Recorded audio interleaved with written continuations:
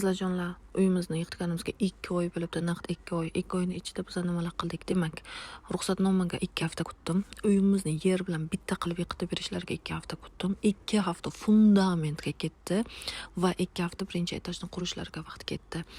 Sizlar menga 6 oyga uyingiz bitadi desalar, zakar yo'q, buncha uzoq vaqt ketmaydi degandim, lekin 2 oy suvda o'tib ketibdi.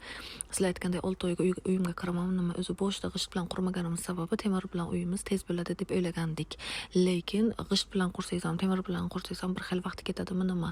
O'zimiz ham bilmaymiz. Xayolimizda temir bilan qursak uyimizga bir oyning ichiga kirib olamiz, g'isht bilan qursak 6 oy, 1 yil vaqt ketadiganda edi.